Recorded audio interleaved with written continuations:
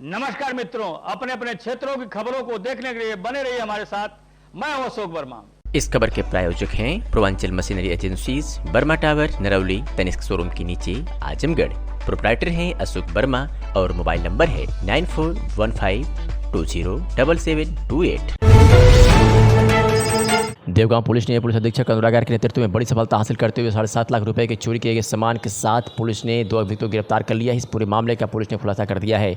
9 सितंबर को सुभाष चंद्र यादव पुत्र चंद्रबली यादव, ग्राम बहादुरपुर, थाना देवगांव, जनपद आजमगढ़ ने थाना स्थानीय पर शिकायत किया गया था कि अज्ञात चोरों द्वारा वादे की नेशनल पैथोलॉजी की दुकान ग्राम तरफकाजी में स्थित है, जो दिनांक 9 सितंबर 2023 को रात्रि में दुकान का चैनल का ताला तोड़कर दुकान के अंदर घुसकर फर्स्ट फ्लोर पर जाकर वहां पर 2-3 दरवाजा तोड़कर CBC seal counter machine, biochemistry machine, camera machine, microscope, battery lab, chemical और काउंटर को तोड़कर 10,000 नकद रुपए लेकर चले गए थे। इस मामले में पुलिस ने मुकदमा पंजीकृत कर विवेचना शुरू की और आज सफलता हाथ लगी है। मामले में क्षेत्राधिकारी लालगंज मनोज कुमार सिंह ने क्या कुछ कहा है, सुनिए। दिनांक 9/9/23 को देवगांव थाना क्षेत्र अंतर्गत नेशनल पैथोलॉजी की दुकान है, वहां से पैथोलॉजी की मशीनें घर के अंदर घुस करके ताला तोड़ करके और बहुत सारे सामान, कंप्यूटर मशीन और ये सब चोरी कर ली गई। इसके पूर्व भी इस तरह की घटनाओं के प्रकाश में आए थे कि कई घरों में घुस करके ये लोग ताला वाला तोड़ करके कई चोरियाँ हुई हैं। इसमें एक सुनील हरिजन है जिसका 2-3 साल से गैंग है। ये किराए पर मकान लेकर के जगह जगह रहता है और रात में गाड़ी किराए पे बुक कर लेगा। बुक करने के बाद ताला तोड़ करके टीवी, फ्रिज, जितने घर के सामान हैं, इवन बेड, बिस्तर, जो भी मिल जाए सारा सामान उठा लाता है। और इसके संबंध में थाना बरदा में भी मुकदमा पंजीकृत है, वहाँ से ये 25,000 का इनामी है। और जब ये जमानत पे छूटता है तब यही काम करता है। इसके खिलाफ डकैती, लूट इत्यादि इस तरह के कई मुकदमे, करीब हम 3 दर्जन से ऊपर मुकदमे होंगे। और ये जैसे जेल से छूटता फिर यही काम शुरू कर देता है। ये सुनील हरिजन जब जेल से छूटा पुनः यह काम किराए पे लेकर के मकान में शुरू कर दिया। और ये लोग कई घरों में जा कर के ढेर सारी बैटरी, इन्वर्टर, घरेलू सामान ये सब पीछे पड़ा हुआ है, ये पूरा घर खाली कर देते थे। मतलब आप इनके चोरी करने का इससे भी अंदाज़ा लगा सकते हैं कि फ्रिज से लेकर के बेड तक उठा लाते हैं, पूरा घर खाली कर देते हैं। इसमें से आज जो है 2 लोग को पकड़ा गया है। इसमें एक का नाम अमरजीत है, इसके पास से कंप्यूटर, कीबोर्ड और ये सब सामान बरामद हुआ है। राहुल के पास एक तमंचा और सीबीसी मशीन और ये सब बरामद हुई है। बाकी अभी 4 अभी इसमें वांछित चल रहे हैं, सुनील, संदीप, राजन, सुधीर। सुनील के ऊपर गैंगस्टर के भी मुकदमे हैं और इन लोग को गिरफ्तार कर न्यायालय भेजा जा रहा है। इनके खिलाफ फिर कड़ी से कड़ी जो भी संभव कार्रवाई हो सकती है वो किया जाएगा, क्योंकि ये ग्रुप जो छूटेगा फिर यही इसी तरह के कार्य करना शुरू कर देगा। और एक खबर उत्तर प्रदेश के आजमगढ़ के अतरौलिया से है, जहां पर आज बुधवार को सामुदायिक स्वास्थ्य केंद्र अतरौलिया पर आयुष्मान भव कार्यक्रम का शुभारंभ भाजपा जिला उपाध्यक्ष लालगंज चंद्रजीत तिवारी द्वारा संयुक्त रूप से फीता काटकर किया गया। कार्यक्रम में आए हुए मुख्य अतिथियों का माल्यार्पण कर स्वागत किया गया। तत्पश्चात आयुष्मान भव कार्यक्रम के बारे में मुख्य अतिथि चंद्रजीत तिवारी ने कहा कि राष्ट्रपति द्रौपदी मुर्मू आज आयुष्मान भव अभियान का गुजरात शुभारंभ करेंगी। इसकी शुरुआत प्रधानमंत्री नरेंद्र मोदी के जन्मदिन यानी 17 सितंबर के अवसर पर होगा और 2 अक्टूबर गांधी जयंती तक चलेगा। इस दौरान लगभग 60,000 लोगों को आयुष्मान कार्ड भी वितरित किया जाएगा। आयुष्मान कार्ड धारकों को 5 लाख तक की इलाज की सुविधा प्रदान की जा रही है। आइए सुनते हैं कि स्वास्थ्य अधीक्षक डॉक्टर सलाउद्दीन खान और मुख्य अतिथि चंद्रजीत तिवारी ने क्या कुछ कहा। उद्घाटन किया गया, क्या आयुष्मान भव क्या है, इसके बारे में बताइए। आयुष्मान भव जो आयुष्मान कार्ड हमारा भारत सरकार नरेंद्र मोदी जी द्वारा इस देश की गरीब जनता के लिए 5 लाख रुपए की चिकित्सा सुविधा के लिए बनाया गया है। भारत की महामहिम राष्ट्रपति द्रौपदी मुर्मू जी द्वारा आज गुजरात की धरती से आयुष्मान भव योजना का शुभारंभ कर रही हैं। भगवान विश्वकर्मा की जयंती और देश के प्रधानमंत्री नरेंद्र मोदी की 17 सितंबर के जन्म दिवस के शुभ अवसर से लेकर महात्मा गांधी राष्ट्रपिता की जयंती 2 अक्टूबर तक सेवा पखवाड़ा के माध्यम से कार्यक्रम चलाया जाएगा। योजना के अंतर्गत नए कार्ड भी जोड़े जाएंगे जी, जो अभी वंचित रह गए हैं हमारे देश के नागरिक, माताएं एवं बहनें, उनको इस योजना से संतृप्त किया जाएगा। आयुष्मान भव से क्या क्या फायदा मिलेगा गरीब लोगों को? आयुष्मान भव से एक उनका अकाउंट भी खोला, आभा कि आप वहाँ देखे होंगे बोर्ड पर लिखा है आभा आयुष्मान भारत अकाउंट भी उन लोगों का खोला जाएगा। और जो लोग अभी तक आयुष्मान कार्ड से वंचित है, स्वास्थ्य सुविधाओं से जो वंचित है उनको संतृप्त किया जाए। आयुष्मान भारत का उद्घाटन हुआ सामुदायिक स्वास्थ्य केंद्र पे, इसके बारे में बताइए। देखिए, पिछले कुछ वर्षों से आयुष्मान गोल्डन कार्ड बनाए जा रहे थे, आयुष्मान 1, फेज़ 2 और 3। अब ये जो स्वास्थ्य सेवाएं हम देने जा रहे हैं, इसके माध्यम से ये संतृप्त की ओर पहुंच गई हैं, इसलिए इसका नाम आयुष्मान भवय रखा गया है। यह योजना कितने दिन तक चलेगा? ये योजना लाइफ लॉन्ग है। 5 साल 5 लाख का जो है कार्ड धारक जो है 1 साल में इलाज करा सकता है, प्राइवेट या सरकारी किसी भी अस्पताल से, जहां उसका पैसा खर्च होना अवश्य संभावी हो जाता है। बाकी हमारे सरकारी अस्पतालों में बहुत सारी सेवाएं तो निःशुल्क हैं। क्या गांव-गांव में भी इस योजना को लेकर जागरूक किया जाएगा? जागरूकता पहले से भी है। इसके लिए गांव पंचायत आयुष्मान का भी जो अच्छा काम किए हैं उनका सिलेक्शन होगा, वार्ड स्तर पर भी होगा, ब्लॉक स्तर पर भी है, जनपद स्तर पर भी है। सभी स्तरों पे जो इस क्षेत्र में अच्छा काम कर रहे हैं उनका चुनाव किया जाएगा, उनको पुरस्कृत भी किया जाएगा। बहुत बहुत धन्यवाद।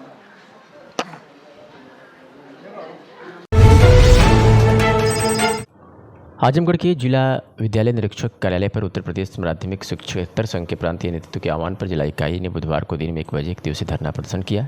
इस दौरान मुख्यमंत्री संबोधित 13 सूत्रीय मांगों का ज्ञापन भी जिला विद्यालय निरीक्षक को सौंपा गया और चेतावनी दी गई कि अगर उनकी मांगों को संज्ञान में नहीं लिया गया तो आगे और बड़ा आंदोलन लखनऊ स्तर पर किया जाएगा। संघ के प्रांतीय मंत्री जनार्दन यादव ने कहा कि 13 सूत्रीय मांगों में प्रमुख रूप से ओल्ड पेंशन स्कीम है। इसके अलावा जो शिक्षकेतर कर्मचारी योग्य हैं उनको शिक्षक बनाया जाए, संविदा पर जो कर्मचारी हैं या उन जिनकी भर्ती हो रही है उनको स्थायी किया जाए, प्रबंधन तंत्र में भागीदारी दी जाए, अवकाश को लेकर नगदीकरण किया जाए, राज्य कर्मचारियों की तरह स्वास्थ्य बीमा की सुविधा मिले, त्रिस्तरीय लिपिक वर्ग का गठन हो। सुनते हैं जनार्दन यादव ने क्या कुछ कहा। अमित सिंह, जिला महामंत्री, उत्तर प्रदेश माध्यमिक शिक्षकेतर संघ आजमगढ़। क्या मांग है धरना प्रदर्शन? हम लोग आज 13 सितंबर 2023 दिन बुधवार को जिला विद्यालय निरीक्षक कार्यालयों पर अपने 13 सूत्री मांगों को लेके हैं। सबसे पहली मांग हमारी पुरानी पेंशन है जो सरकार से हम लोग मांग रहे हैं। दूसरा शिक्षकेतर कर्मचारी जो अहर्य हैं उनका शिक्षक पदों पर पदोन्नत, सामूहिक बीमा जिसमें 2014 के बाद नियुक्त सभी कर्मचारियों को बाहर कर दिया गया, उन्हें फिर से 2000 सम्मिलित किया जाए और शिक्षक पदों पर हम लोगों की पदोन्नत की जाए। शिक्षक पदों पर पदोन्नत होनी चाहिए। बोले अवकाश नकदीकरण, हम लोग की एक मांग सबसे ज़्यादा जरूरी, अवकाश नकदीकरण। 300 दिन का उपार्जित अवकाश का पैसा जो सरकार द्वारा हम लोगों को नहीं दिया जा रहा है, राजकीय विद्यालयों के कर्मचारियों को दिया जा रहा है, वही मांगी जा रही है। और दफ्तरी पद पे 19 श्रम जगत 2000 पर ग्रेड कर दिया जाए, इसकी मांग हम लोगों की चल रही है। और प्रधान लिपिक पद की जो वेतन विसंगतियाँ उसमें 4200 प्रधान लिपिक को 4200 रुपया दिया जाए और हम लोगों की वेतन विसंगतियाँ दूर किया जाए। इसी क्रम में आज जिला विद्यालय निरीक्षक आजमगढ़ के प्रांगण में हम लोगों ने 1 दिवसीय धरने का आयोजन किया है। अगर सरकार हमारी मांगे नहीं मांगेगी तो हम संघर्ष के लिए बाध्य होंगे, लखनऊ जाएंगे, वहाँ मांग करेंगे, वहाँ का रास्ता जाम करेंगे, गलियों को जाम करेंगे, विधानसभा के सामने हम लोग धरना प्रदर्शन करेंगे। सरकार को हम लोगों को मांग करनी है क्योंकि कोई सरकार के ऊपर अतिरिक्त बोझ नहीं पड़ रहा है। सरकार को कोई अतिरिक्त, सरकार को हमको पैसा, अगर शिक्षक पदों पर पदोन्नत कर दे रही है तो 25% कोटे के अंतर्गत 1 या 2 शिक्षकेतर कर्मचारी पदोन्नत कर जाएंगे और वेतन तो वही पाए रहे हैं, अतिरिक्त कोई भार शासन के कोष पर नहीं पड़ेगा। ठीक। यादव, प्रांतीय मंत्री, उत्तर प्रदेश माध्यमिक शिक्षकेतर संघ। आज प्रांतीय नेतृत्व के आह्वान पर 1 दिवसीय धरने का आयोजन जिला विद्यालय निरीक्षक कार्यालय पर किया गया है, जिसमें हमारी 13 सूत्री मांगे हैं। नंबर 1 पर जो पुरानी पेंशन योजना बहाल करने के संबंध में है और पुरानी पेंशन योजना अगर बहाल नहीं की जाती है तो आंदोलन जो है और उग्र होगा। दूसरे नंबर पर जो है अवकाश नकदीकरण, राजकीय कर्मचारियों की भांति हम शिक्षकेतर कर्मचारियों को भी 300 दिन का अर्जित अवकाश जो है नकदीकरण के रूप में दिया जाना चाहिए। ये राजकीय कर्मचारियों को मिलता है, हम लोग इससे वंचित हैं। हमारी यह प्रमुख मांगों में दूसरे नंबर पर। तीसरे नंबर पर है हमारे जो है शिक्षकेतर कर्मचारी जो BA B.Ed हैं, BSc B.Ed हैं, BPEd हैं, ड्राइंग से हैं, उनको जो है शिक्षक पदों पर जो है 50% कोटे के अंतर्गत पदोन्नत दी जाए। इसमें सरकार का 1 रुपए का खर्च आने वाला नहीं है। सरकार को शिक्षक के रूप में जो हम लोग मिलेंगे और सरकार के विद्यालयों के शिक्षण कार्य का जो गुणवत्ता है वो अच्छी हो जाएगी। नंबर 4 पर हमारी मांगे हैं लिपिकीय संवर्ग का जो अब त्रिस्तरीय गठन किया जाना, जिसमें कनिष्ठ लिपिक, वरिष्ठ लिपिक, प्रधान लिपिक। इससे यह होगा कि जब प्रधान लिपिक पर आदमी जाएगा उसके बाद 10 साल सेवा करेगा तो वह जो कार्यालय अधीक्षक का वेतन लेगा और उससे उसकी माली स्थिति सुधरेगी और कर्मचारियों में असंतोष की भावना जो समाप्त होगी।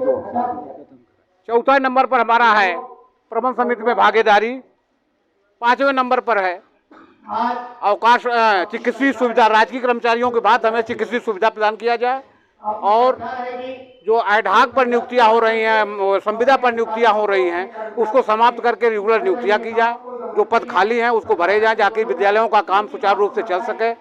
प्रबंध समिति में भागीदारी दिया जाए और एसीपी जो है वह जो समय वेतनमान एसीपी जिसके कहते हैं उसको समय समय पर दिया जाए, जिससे हम लोगों को जो है कोई असुविधा ना हो। इन सब मांगों को लेकर हमारा 1 दिवसीय शांतिपूर्वक धरना चल रहा है। ये ज्ञापन हम लोग जिला विद्यालय निरीक्षक के माध्यम से शासन मुख्यमंत्री को भेजेंगे। अगर हमारी मांगे नहीं मानी जाती हैं तो हम डायरेक्टर के यहाँ धरना करेंगे। डायरेक्टर के यहाँ से मांगे नहीं मानी जाती हैं तो हम मुख्यमंत्री के यहाँ धरना करेंगे और उनके कार्यालय का घेराव करने का काम करेंगे, विधानसभा का घेराव कर, लखनऊ की गलियों का घेराव करने का काम करेंगे और जो अपनी मांगों को मनवाने का काम करेंगे। जय हिंद, जय भारत, जय श्री कृष्ण। आजमगढ़ के देवगांव थाना क्षेत्र से बड़ी खबर आ रही है, जहां मोबाइल व चैन लूट की घटना का पुलिस ने कुछ ही दिनों में खुलासा कर दिया है। इस मामले में 2 अभियुक्तों को गिरफ्तार कर लिया है। पुलिस अधीक्षक अनुराग आर्य के नेतृत्व में अपर क्षेत्राधिकारी लालगंज मनोज कुमार सिंह के कुशल नेतृत्व में आज पुलिस को बड़ी सफलता हाथ लगी है। देवगांव थाना क्षेत्र में 10 सितंबर को हुई घटना के मामले में एक मुकदमा पंजीकृत किया गया था, जिसमें संजय कुमार पुत्र छोटलाल निवासी ग्राम गिरधरपुर थाना देवगांव जनपद आजमगढ़ ने थाना स्थानीय पर शिकायत किया था कि 10 अगस्त को शाम लगभग 9 बजे अपने चचेरे भाई पवन के साथ शौच के लिए बाईपास के किनारे स्थित तालाब के किनारे जाकर शौच के लिए बैठे थे। समय तालाब के पूर्वी किनारे पर पहले से मुंह बांधकर मौजूद 4 अज्ञात व्यक्तियों द्वारा मिलकर कटा दिखाकर हाथ में लिया हुआ सैमसंग मोबाइल व गले में पहना हुआ चैन छीन लिया गया था। इस मामले में मुकदमा पंजीकृत कर पुलिस ने छानबीन शुरू की और आज पुलिस को सफलता हाथ लगी है और 2 अभियुक्तों को गिरफ्तार करने में पुलिस ने सफलता हासिल की है। क्या कुछ कहा मनोज कुमार सिंह क्षेत्राधिकारी लालगंज ने, सुनिए। करीब 1 महीना पहले 10/8/23 को कलीचाबाद के पास एक लड़का बाथरूम हो रहा था, मोबाइल और चेन लिया था, तो उसके पास था कुछ उसको लोग देखे, उसको वहाँ पे खा पी रहे थे तो उससे लड़ाई कर ली। लड़ाई करने के बाद ये जैसे वो सब हटे, ये सब मौका देखे और वहाँ पे तुरंत पहुँच करके उसकी मोबाइल और चैन छीन ली। तो पहले तो वो समझा कि मतलब जो लड़ाई करने वाले थे वो लोग थे, लेकिन बाद में उसमें टीम लगी रही, जो विवेचक थे और थाने की टीम सर्विलांस के माध्यम से लगी रही और उस पर लगातार प्रयास करती रही। तो बाद में मालूम चला कि नीलू और उमेश और इसके 2 साथी हैं आकाश और महेश। नीलू और उमेश पकड़े गए हैं। इन लोग के पास बुलेट मोटरसाइकिल है और एक अपाचे मोटरसाइकिल है। इससे रात में घूम के जिसके पास 2-2.5 हज़ार रुपया हो, मोबाइल हो, ये छीन लेते थे और ये करीब ये काम 6-7 महीने से कर रहे हैं। क्योंकि इतनी छोटी रकम ये छीनते थे, मोबाइल छीन लिए या 2-2.5 हज़ार छीन लिए तो जल्दी कोई शिकायत करने नहीं आता था, आदमी अवॉइड कर जाता था। लेकिन ये सालों से ये काम करते चले आ रहे हैं और इसको फिर ये खा पी के पैसे बर्बाद कर देते थे। इस लूट में इनके द्वारा जो चेन छीनी गई थी, जो मोबाइल छीनी गई थी, दोनों बरामद है और वाहन भी बरामद है। और इनके साथी 2 है आकाश और महेश, इनकी तलाश की जा रही है। इनके ऊपर कड़ी से कड़ी कार्रवाई की जाएगी। लूट का मुकदमा लिखा गया, लूट में जेल जाएंगे। इनके खिलाफ गुंडा, गैंगस्टर और भी प्रिवेंटिव जो कार्रवाई होगी वो सारी कार्रवाई की जाएगी। कहाँ की सरकारी हुई है? गिरधरपुर। आजमगढ़ में कांग्रेस कमेटी के जिला उपाध्यक्ष मनोज कुमार सिंह एवं आजमगढ़ कांग्रेस के विधि विधायक विभाग के अध्यक्ष जगदम्बिका चतुर्वेदी सिविल कोर्ट एवं कलेक्ट्रेट पहुंचकर अभिभाषक संघ के अध्यक्ष एवं मंत्री को संयुक्त रूप से उनके आंदोलन को कांग्रेस पार्टी के समर्थन का पत्र सौंपा और कहा अधिवक्ताओं के आंदोलन के समर्थन में कांग्रेस पार्टी उनके साथ खड़ी है। दीवानी न्यायालय अभिभाषक संघ के अध्यक्ष प्रभाकर सिंह ने समर्थन पत्र प्राप्त करते हुए कहा, कांग्रेस के लोग अधिवक्ताओं के आंदोलन को समर्थन दे रहे हैं, उन्हें धन्यवाद देता हूँ। 70 वर्षों तक कांग्रेस के शासन में अधिवक्ताओं के साथ ऐसी बर्बरता कभी नहीं हुई। न्याय दिलाने वाले अधिवक्ता न्याय के लिए आज सड़क पर संघर्ष कर रहे हैं। जिला उपाध्यक्ष मनोज कुमार सिंह ने कहा कि हापुड़ की घटना को लेकर उत्तर प्रदेश के अधिवक्ता शांतिपूर्ण आंदोलन कर रहे थे, उसके बावजूद जगह जगह पुलिस ने उनके ऊपर बर्बर लाठीचार्ज किया और पीड़ित अधिवक्ताओं के विरुद्ध मुकदमे भी दर्ज किए गए। अभी तक पीड़ित सभी अधिवक्ताओं की प्राथमिकी भी दर्ज नहीं की जा रही है। चिंता का विषय है, बीजेपी सरकार में आमजन को न्याय दिलाने वाले अधिवक्ता स्वयं न्याय पाने के लिए पूरे उत्तर प्रदेश में आंदोलनरत है। कांग्रेस पार्टी आश्वस्त करती है कि अधिवक्ताओं के आंदोलन में पूरे दमखम के साथ उनके साथ खड़ी रहेगी। जो समर्थन पत्र सौंपा है वो इसीलिए सौंपा है कि समाज के हर व्यक्ति की लड़ाई लड़ने वाला आज खुद जो है कानून के कटघरे में खड़ा है। और ये हम लोगों की जिम्मेदारी बनती है कि इनकी जिम्मेदारियों को देखते हुए, इनके महत्व को देखते हुए समर्थन पत्र इसीलिए दिया गया है कि हम इनके साथ कंधे से कंधा मिलाकर हर लड़ाई में इनके साथ चलेंगे। और जो सरकार का ये बर्बरतापूर्ण कार्रवाई है, जो प्रशासन का ये तानाशाही चल रही है, इसके खिलाफ इसको मुंहतोड़ जवाब देंगे। इस लड़ाई को अंतिम रूप तक पहुँचाएंगे। संजय नगर गार्डन एनक्लेव की फ्री होटल स्थित पिज़्ज़ा वर्ल्ड का श्री हरि कीर्तन कर व रिबन काटकर शुभारंभ किया गया। कार्यक्रम में मुख्य अतिथि के रूप में महंत श्री नारायण गिरी ने पिज़्ज़ा वर्ल्ड कैफ़े का रिबन काटकर शुभारंभ किया। इस दौरान महंत श्री नारायण गिरी ने कहा कि सनातन धर्म व हिंदू पद्धति को ध्यान में रखते हुए श्री हरि कीर्तन कर प्रतिष्ठान का शुभारंभ किया गया। इसके साथ ही उन्होंने प्रतिष्ठान के संस्थापक पंकज शर्मा को शुभकामनाएं देते हुए आशीर्वाद प्रदान किया। कार्यक्रम में विशिष्ट अतिथि के रूप में गाजियाबाद सूचना अधिकारी योगेंद्र प्रताप सिंह का भी आगमन हुआ। इस दौरान उन्होंने कहा कि जैसे गार्डन एनक्लेव में आसपास 2 किलोमीटर तक कोई भी इस तरह का प्रतिष्ठान नहीं है, आसपास के लोगों को अच्छी सुविधा व लोगों को व्यंजन अच्छा प्राप्त हो, ऐसे में अपनी तरफ से पंकज शर्मा को बहुत बहुत शुभकामनाएं देता हूं। इस दौरान कार्यक्रम में मुख्य रूप से पंडित राकेश शर्मा, राष्ट्रीय कोऑर्डिनेटर, राष्ट्रीय व्यापार मंडल, गौरव गर्ग सहित तमाम गणमान्य लोग मौजूद रहे। जी, आज आपका संजय नगर कॉलोनी में आगमन हुआ है, आपके चरण कमल पड़े हैं और सुबह दोबारा आपके आरम्भ किया जा रहा है पिज़्ज़ा वर्ल्ड का, क्या कहें? ये अच्छा है।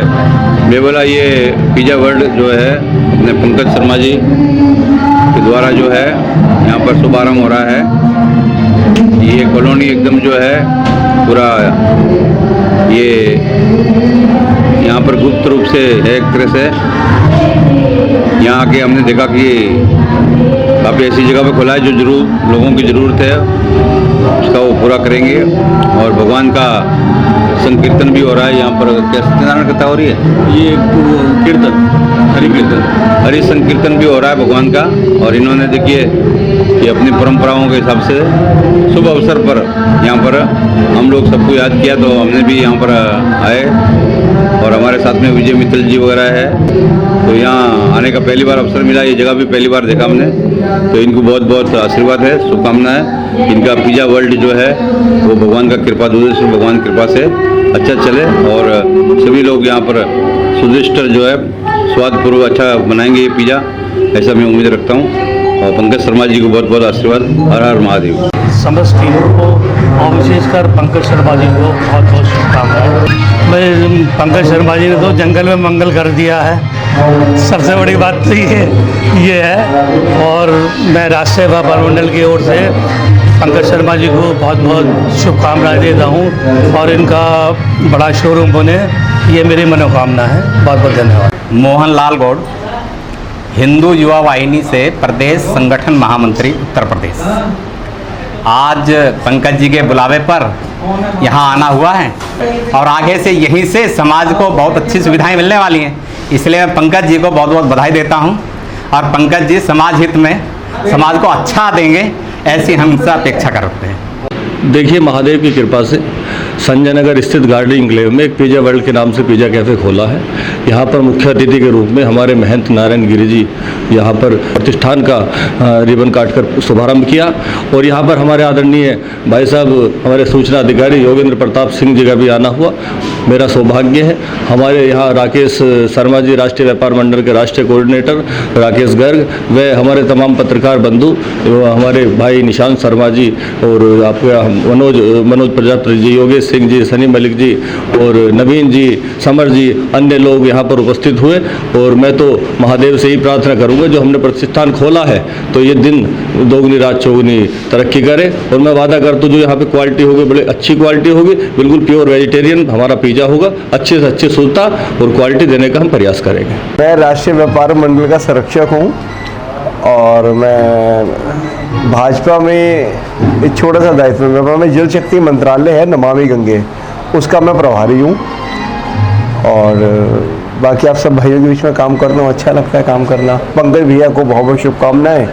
आज इन्होंने यहाँ पे एक पिज़्ज़ा वर्ल्ड की स्थापना करी इंडो वेस्टर्न स्टाइल में, ये इंडो भी और वेस्टर्न भी है। तो इन्होंने भैया ने बताया कि पिज़्ज़ा भी कई वैरायटी के हैं इनके पास। इन्होंने बताया इंडो वेस्टर्न में से बोलो, इन्होंने भैया ने बताया कि एक आटे का पिज़्ज़ा भी बनाते हैं ये।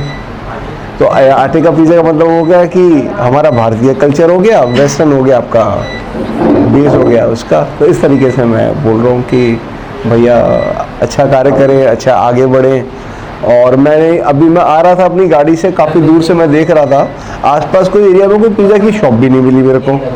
अब शॉप नहीं मिली तो मेरे को लगा, मैंने कहा यार यहाँ पे कोई दुकान भी नहीं है। तो भैया का ये भी एक कॉन्सेप्ट मेरे को अच्छा लगा कि भाई जहाँ पे कोई नहीं है वहीं तो कस्टमर आएंगे, वहाँ पे कस्टमर वो कहाँ जाएंगे। तो उनके पास अच्छे वो हैं यहाँ पे कस्टमर, हम तो चाहेंगे भैया की डे बाय डे प्रगति हो। आज ये हम जहाँ पे खड़े हैं इससे 10 गुनी बड़ी शॉप में अगली बार खड़े हो, भैया हमें बुलाएं उसके लिए, और भैया को बहुत बहुत शुभकामनाएं। कांग्रेस प्रवक्ता ओकार पांडे ने भाजपा नेताओं द्वारा गरीबों के घर, मकान, जमीन कब्जाने के बढ़ते मामलों को लेकर गहरी चिंता व्यक्त किया है। प्रशासन से मांग किया है कि बिना राजनीतिक दबाव में आए पीड़ितों को न्याय दिलाएं। कांग्रेस प्रवक्ता ओकार पांडे ने कहा, उत्तर प्रदेश की पुलिस प्रोफेशनल पुलिस है। यदि बीजेपी के राजनीतिक दबाव से मुक्त हो जाए तो अपराधों को रोकने में पूरी तरह से सक्षम है।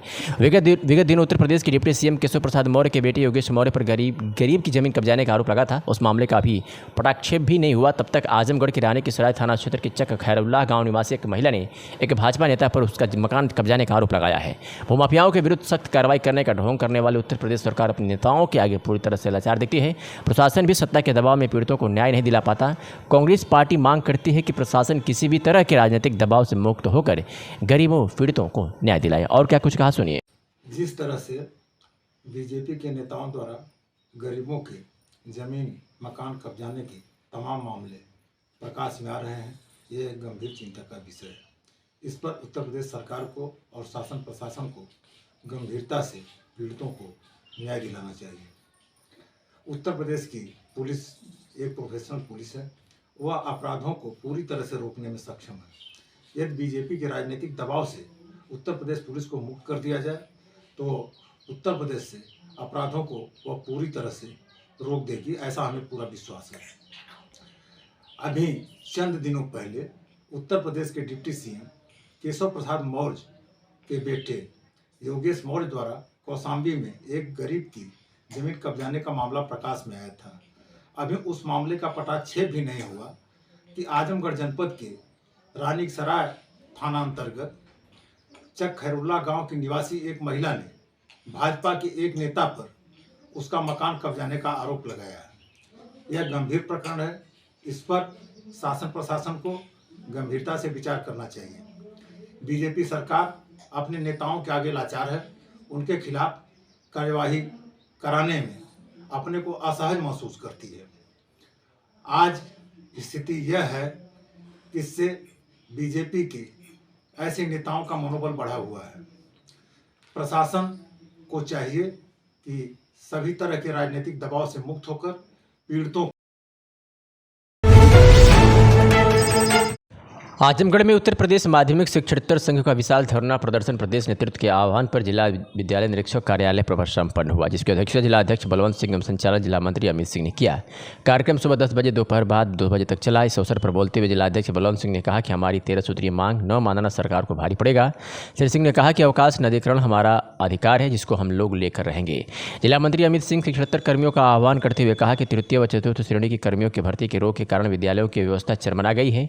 प्रांतीय मंत्री जनार्दन यादव एवं उपाध्यक्ष धर्मेंद्र तिवारी ने कहा कि वेतन विसंगति दूर होनी चाहिए और हमें राजकीय शिक्षकोत्तर कर्मियों के समान सभी सुविधाएं मिलनी चाहिए। ऐसा करने में सरकार के ऊपर कोई वित्तीय भार नहीं पड़ने वाला है। संयुक्त मंत्री दुर्गेश कुमार राय एवं उपाध्यक्ष धर्मेंद्र कुमार राय ने कहा कि 2014 के बाद नियुक्त शिक्षकोत्तर कर्मचारियों को सामूहिक जीवन बीमा पॉलिसी में सम्मिलित किया जाना चाहिए। तमाम ऐसी बातें कही गई, सुनिए। अंसारी, प्रधान सहायक ग्रामीण अभियंत्रण विभाग परिमंडल आजमगढ़। क्या समस्या हुआ आप लोग धरना बैठे हैं? समस्या ये है कि हमारे अधिकारी हमको गाली गलौज दिए।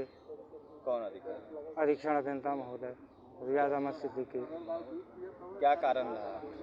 कारण था कि मतलब कुछ का पेपर भेजे थे हम, उस पर कुछ पे दस्तखत किए, कुछ पे नहीं। मैं दोबारा उनसे कहा, रिक्वेस्ट किया कि आप उसको कर दें, तो उसी पर थोड़ी देर के बाद फिर दोबारा फ़ोन किए तो मुझको उल्टा सीधा गाली देने लगे। मैंने स्विच अपना आप कर लिया। उनसे किए तो उनसे अधिकारी से मैं कहा बदतमीज़ बात नहीं करें। उसके बाद भी और तेज बोलने लगे, गाली के ऊपर देने लगे। मैं स्विच ऑफ कर लिया। तो फ़ोन पे क्या चाहते हैं आप? मैं उनको पनिशमेंट इसका मिले, वही इस तरह किसी के साथ नहीं ऐसा करें। कार्रवाई इनके खिलाफ को ये अक्सर रहते हैं हर कर्मचारी स्टाफ के साथ करते हैं। हाँ, इसका आपको भी परेशान कर रहा है। 6 महीने से सबको ठीक है। मेरा नाम प्रसन्न कुमार है और मुझे यहाँ पे मैं मृतक आश्रित पे ज्वाइन किया। मुझे यहाँ लगभग नौकरी के 3 साल हुआ है। मैं यहाँ पे 2 महीना पहले ज्वाइन किया था। इनसे पहले की बात है, उन्होंने मुझे बोला चूँकि नया कर्मचारी हूँ तो वैसे ही उतनी काम की जानकारी मुझे नहीं होगी, तो उन्होंने कोई कागज़ दिखाया। कागज़ दिखा के उन्होंने पूछा तुम इसके बारे में क्या जानते हो। मैंने जो जितना जानता था मैंने बताया। उन्होंने बोला कुछ डिक्टेशन दिया जिसको शायद मैं समझ नहीं पाया, तो मैंने उनसे पूछा कि सर ये लेटर PWD को जाएगी कि नहीं जाएगी। उस बात पे उन्होंने बोला तुमको उठा कर फेंक देंगे। इस बात का आगे अकेले बोला होता तो मुझे समझ में आता। 3 लोगों के बीच में लोगों बोला, मुझे इस बात का बहुत दुख हुआ। मैं उस दिन सोचा कि इन कुछ कार्रवाई इनके खिलाफ करूं, लेकिन मैं सामने बोला कि जहाँ मैं छोटा कर्मचारी हूं, हमारे इसी से तनख्वाह से घर चलता है। डर लगता है कि कहीं हम कुछ करें नहीं तो कुछ कहीं गलत कार्रवाई कर सकते हैं, तो हम लोग की नौकरी जाने का भी खतरा रहता है। कहीं ना कहीं हमारे कमरे में डर बैठा रहता है। तो मैं चाहता हूँ, देखिए हम नहीं, हमारे सारे कर्मचारी कहीं ना कहीं उनसे किसी न किसी बात से पीड़ित है। मैं चाहता हूँ कि खिलाफ कुछ कार्रवाई हो जिससे वो क्या आने वाले कोई भी अधिकारी इस बात को ये समझें। करने वालों के लिए अच्छी खबर है कि जिलाधिकारी के निर्देश पर किसी भी अवैध निर्माण को सील करने का अधिकार सिर्फ विकास प्राधिकरण के सचिव को है। अन्य अधिकारी और कर्मचारी अधिकृत नहीं हैं। ज्ञात हो कि पूर्व में ऐसी बहुत सी निर्माण को सील करने के लिए अभियंता सील कर देते थे, जिसकी शिकायतें जिलाधिकारी व सचिव के पास लगातार आती रहती थी और उसमें सक्षम और प्रशासन की छवि खराब होती थी। जिलाधिकारी के निर्णय से निर्माण कराने वालों के लिए राहत भरी खबर है कि अब उन्हें कोई भी विकास प्राधिकरण का अधिकारी उनके निर्माण को सील नहीं कर पाएगा। अब उसका अधिकार सिर्फ विकास प्राधिकरण के सचिव को है, क्योंकि अब पूरी कानूनी प्रक्रिया अवैध निर्माण की सूचना पर ही प्राधिकरण के सचिव द्वारा कानून संगत कार्रवाई करने के एकमात्र अधिकारी हैं। आज विकास प्राधिकरण द्वारा जारी किया गया है और लिखा गया है कि जारी किया गया एक पत्र जिसमें ये तमाम बातें लिखी गई हैं, जो आप साफ तौर पे अपनी स्क्रीन पर देख सकते हैं। निजामाबाद तहसील क्षेत्र के बड़ा गांव में मेरी माटी मेरा देश कार्यक्रम के तहत क्षेत्र पंचायत सदस्य वीरेंद्र नाथ मिश्र, प्रधान वीरेंद्र चौहान के नेतृत्व में घर घर जाकर मिट्टी और चावल कलश में रखवाया गया और भारत माता की जय, वंदे मातरम के नारों से पूरा क्षेत्र गुंजायमान था।